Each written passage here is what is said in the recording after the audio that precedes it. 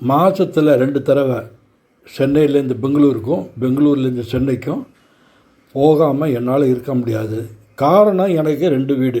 தப்பாக நினச்சிக்காதீங்க. ஒரு வீடு பெங்களூரில் இருக்கிறது வாடகை வீடு.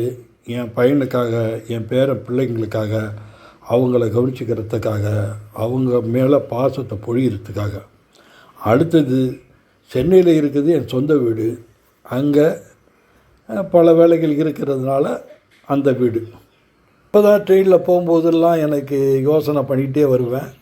எதை பார்த்தாலும் எனக்கு கதையாக வரும். இப்போ ட்ரெயினில் போகும்போது எனக்கு அருமையான, பிரமாதமான, சூப்பரான ஒரு சுகமான ஒரு கதை எனக்கு வந்தது. என் மூளையில் அப்படியே ஓடிச்சு. அதை தான் உங்களுக்கு நான் சொல்ல போகிறேன். வழக்கமாக சொல்கிறது தான். உங்களுடைய சேனலை நினச்சி லைக் பண்ணி, ஷேர் பண்ணி, சப்ஸ்கிரைப் பண்ண மறந்துடாதீங்க. வாங்க கதைக்குள்ளே உங்களை நான் இழுத்துக்கிட்டு போகிறேன். பட்டுராணிக்கு வயசு கிட்டத்தட்ட ஒரு 50க்குள்ளே இருக்கும். நல்ல ஓட்ட சட்டமான உடம்பு, ஏகப்பட்ட நகை, அந்த ஆடம்பரத்தை காட்டுறதுக்கு அப்படி அணிஞ்சிட்ருப்பா. புருஷன்ட்ட கேட்டால் உடனடியாக நான் வந்து பெங்களூர் போகணும். எதுக்கு போகணும்? இல்லை, என் பொண்ணை நான் பார்க்கணும். அடிக்கடி தான் ஃபோனில் பேசிக்கிட்டே இருக்கியே, இப்போ உடனே போகணுமா? ஆமாம், நான் போயே ஆகணும். சும்மா டிக்கெட்டு பார்க்குறேன் இருக்கான்னு. அவர் பார்த்தாரு, எல்லா டிக்கெட்டும் ஃபுல்லு. அதுவும் இன்றைக்கி முகூர்த்த நேரம், அதனால் டிக்கெட் இல்லை. சரி, நான் போய்க்கிறேன், என்னால் போக முடியும் அப்படின்னு விடாப்பிடியாக புருஷன்கிட்ட சொல்லிவிட்டு டக்குன்னு டிரைவரை கூப்பிட்டு காரை எடுத்துக்கிட்டு நேராக என்னை கொண்டு போய் சென்ட்ரல் ஸ்டேஷனில் விடு அப்படின்னு டிரைவர்கிட்ட சொல்ல, எப்பா உங்கள் எஜமானி அம்மா சொல்லிட்டாங்க, அதன்படி செய் அப்படின்னு அவர் டக்குன்னு ஒதுக்கிட்டார். இந்த அம்மா காரில் ஏறினாங்க. நேராக சென்ட்ரல் ஸ்டேஷன் வந்தாங்க. வந்து ஒரு போர்ட்டர் பிடிச்சாங்க. இந்த பாரு, நான் பிருந்தாவூரில் போகணும், இந்தா என்ன செய்வேன் எனக்கு தெரியாது, இந்தா உனக்கு 200 ரூபா, எனக்கு விண்டோ சீட்டை பிடிச்சி கொடு, அதாவது அன்ரிசர்வ் உடல் அப்படின்னு சொன்னாங்க. டக்குன்னு போய் ஒரு அருமையான இடத்த அவன் பிடிச்சி கொடுத்தான். அந்த அம்மா உட்காந்தாங்க. பட்டுராணி பேரே வித்தியாசமாக இருக்குல்ல, அப்படி தான் ஒரு வித்தியாசமானவ. 6 மாதத்துக்கு முன்னால் தான் ஒரே பொண்ணு. அந்த பொண்ணுக்கு மிக பிரம்மாண்டமான முறையில் சென்னையில் கல்யாணம் பண்ணி கொடுத்தா. கல்யாணம் பண்ணி கொடுத்த கையோடு அனுப்பிச்சிட்டா. இவ்வளோ மகளையும் மருமகனையும் தன்னோடு வச்சுக்கணுன்னு ரொம்ப ரொம்ப ஆசைப்பட்டா. அது நடக்கலை. ஏன்னா கொஞ்சம் மருமகன் அவருடைய பிஸ்னஸ் பூரா பெங்களூரு, அதனால் இங்கே வர முடியாது, நீங்கள் எப்போ வேணாலும் வாங்க, அல்லது நீங்கள் இங்கே வந்து தங்குங்க, எனக்கு பிரச்சனை இல்லை அப்படின்னு சொல்லிட்டா. ஏன்னா மாப்பிள்ளை பிஸ்னஸ்லேயும் கிங்கு, அழகுலேயும் கிங்கு, வசதியிலையும் கிங்கு, அப்படிப்பட்ட கிங்கு சொல்லும்போது இந்த அம்மா வேறு என்ன சொல்ல முடியும்? மாதத்தில் 2 தடவை 3 தடவை போய் மக வீட்டில் பார்த்து பேசிட்டு அங்கே ஒரு 2-3 நாள் இருந்துட்டு வருவாங்க. டெய்லி ஒரு 5 தடவைனாச்சும் மகக்கிட்ட பேசாமல் இருக்க மாட்டாங்க. இப்போ வந்து சென்னையிலேருந்து பெங்களூர் போகிறாங்க. அங்கே என்ன நடக்க போகுதுன்னு பார்ப்போம். ட்ரெயினில் ஏகப்பட்ட கூட்டம். ஏன்னா அன்றைக்கி முகூர்த்த நாள், பயங்கர கூட்டம். நிறையா பேர் அடித்து பிடிச்சி நின்றுட்டு இருந்தாங்க. அப்போ வந்து ட்ரெயின் போயிட்டே இருக்கும்போது ஆம்பூர்கிட்ட கொஞ்சம் பேர் நிறையா இறங்கினாங்க. அப்போ வந்து நின்றுட்டு இருந்த பல பேர் இடம் கிடைச்ச இடத்துல டக்குன்னு உட்காந்தாங்க. அப்படி பட்டுராணிக்கு முன்னால் உட்காந்தது யாருன்னா கமலா. கமலாவுக்கு வயசு ஒரு 35 இருக்கும். அதோட அவங்க அம்மா கூட 2 பொண்ணுங்க. கமலா பெற்ற 2 பொண்ணுங்க. ஒன்றுக்கு ஒரு 12 வயசு, ஒன்றுக்கு 10 வயசு. உட்காந்தோன்னா, அத்தை என்னத்த நீங்களா, நீங்கள் வந்து இந்த அன்ரிசர்வ்டு கம்பார்ட்மெண்ட்டில் வந்திருக்கீங்க, என்னால் நம்ப முடியலையே, ஆச்சரியமாக இருக்க. எப்பொழுதும் உங்கள் வசதிக்கு நீங்கள் காரில் போகலாம், ஃப்ளைட்டில் போகலாம், அல்லது ட்ரெயினில் எப்போதும் ஏசியில் போகலாம், ஃபஸ்ட் கிளாஸில் போகலாம். அப்படிப்பட்ட நீங்கள் ட்ரெயினில், அதுவும் எங்களை போல் சாதாரண பேர் பயணம் பண்ணுற ட்ரெயினில் வரீங்களே, எனக்கு ஆச்சரியமாக இருக்க அப்படின்னு சொன்னான். அப்படின்னு சொன்னோடனே பட்டுராணி கமலா பார்த்து, அடி கமலா எப்படி நல்லா இருக்க, நல்லா இருக்கியா, என்னடி திடீர்னு என் பொண்ணு கல்யாணம் பண்ணி கொடுத்தேன். ஆமாம், நான் உனக்கு பத்திரிக்கை கொடுத்தேன்னா ஏன் வரல? என்ன அத்தை அப்படி சொல்கிறீங்க? அந்த நேரத்தில் என் மச்சனனுடைய தம்பிக்கு கல்யாணம், அதனால் நான் வர முடியல அப்படின்னு ஒரு பொய்யை சொன்னான். தெரியும் இவ பொய் சொல்கிறது. ஏன்னா பட்டுராணியோடைய கேரக்டர் எப்படின்னா, காசு உள்ளவங்கள தான் அவன் மரியாதை கொடுப்பான், மதிப்பு கொடுப்பான். மற்றவங்கள ரொம்ப கேவலமாக பண்ணுவான். அது எல்லாம் தெரியும். கமலாவுக்கும் பட்டுராணிக்கும் ஒரு தூரத்து உறவு தான். ஏதாவது விஷயத்தில் சந்திச்சுப்பாங்க. அடிக்கடி வீட்டுக்கு வர சொல்லுவாள். வந்து சப்போஸ் அவள் வீட்டுக்கு வந்தான்னு வச்சுக்கோங்க, கேவலப்படுத்துவான். அதனால் யாரும் அவங்க வீட்டுக்கு போகிறதில்ல. எங்கேயாச்சும் விசேஷமான இடத்துல வந்து சந்திச்சுக்கிறது, அதோடு நிறுத்திக்கிறது. அதே மாதிரி இவங்க மாதிரி வீட்டில் போனாலும் அப்படி ஒரு பந்தா காட்டுவா பட்டுராணி. அதனால் பல பேர் அவாய்ட் பண்ணுவாங்க. இப்போ பாருங்கள், கமலா அம்மா வந்திருக்கா. கமலா அம்மா கொஞ்சம் ஒரு ரொம்ப இறக்க குணம் தான். அதே சமயத்தில் தன்னை யாராவது கேவலப்படுத்தினா பொறுத்துக்க மாட்டான். பட்டுராணியை பற்றி நல்லா தெரியும். அதனால் சரியாக பேசலை.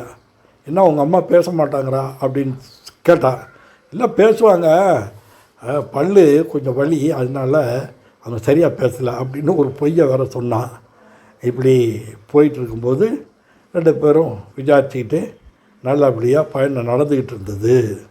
அப்போது ஆம்பூர்லேருந்து பெங்களூரு கிட்டத்தட்ட ஒரு 150 கிலோமீட்டருக்கு மேலே இருக்கும். ஏதாவது பேசணுமே, அதன் அடிப்படையில் அதான் எப்படி கல்யாணம் எவ்வளவு எப்படி அதை ஏண்டி கேட்குற? கல்யாணம் கிட்டத்தட்ட 80 லட்ச ரூபா செலவாச்சு. ஏன்னா சென்னையிலேயே மிகப்பெரிய கல்யாண மண்டபம், அதுக்கே வாடகை வந்து 15 லட்ச ரூபா. என் பொண்ணுக்கு மட்டும் 200 பவுனு போட்டேன். ஏன்னா மாப்பிள்ளை வந்து பெரிய பிஸ்னஸ் மேனு. ஏன்னா வீடு வாசல் எல்லாம் இருக்குது. அதை நம்ம வந்து நிரூபிக்கணும்ல, அந்த அளவுக்கு நான் செய்ய வேண்டியதாயிட்டு.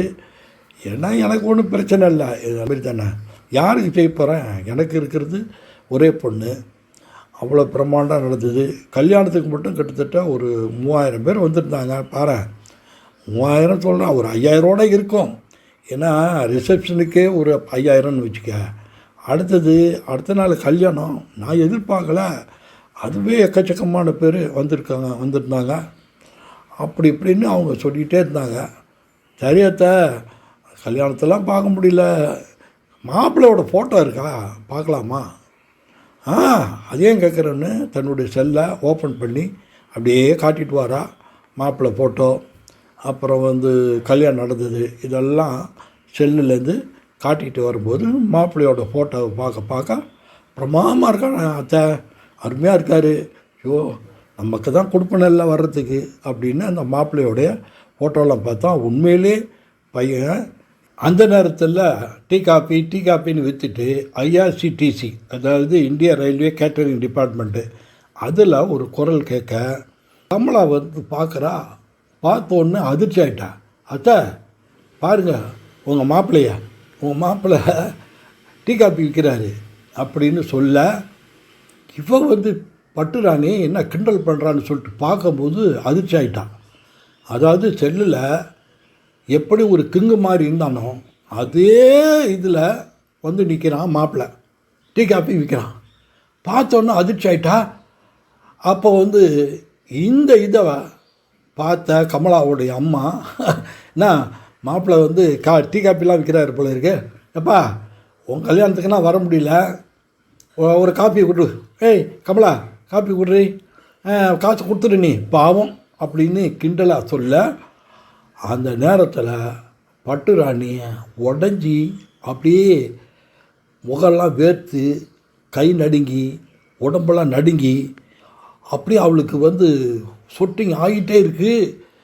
பார்த்தோன்னே ஏந்திரிச்சு, அடா பாவி, என்னுடைய பொண்ணோட வாழ்க்கையை கெடுத்துட்டியாடா, நீ நல்லா இருப்பியாடா அப்படின்னு அவன் சட்டையை பிடிச்சி உழுக்க, அவன் கையில் காப்பி, அதில் வந்து காப்பி இருந்தது, அதை சிதறி எல்லாருடைய அங்கே நின்றுட்டு இருந்த பயணிகள் மேலெல்லாம் உழ, என்னான்னு ஒன்றும் புரியாமல் எல்லாரும் தேய்ச்சி நிற்க, தலையில் அடிச்சுக்கிட்டே போன பட்டுராணி, ஐயோ நீ நல்லா இருக்க மாட்டாடா, என் பொண்ணோட வாழ்க்கையை கெடுத்துட்டியடா, நீ நாசமாக போயிடுவடா, நீ நாசமாக போயிடுவடா, நீ நாசமாக போயிடுவடா அப்படின்னு சொல்லிகிட்டே போனவ எல்லாரையும் விலக்கி விட்டுட்டு போனால் அங்கே டோர் திறந்துருந்தது.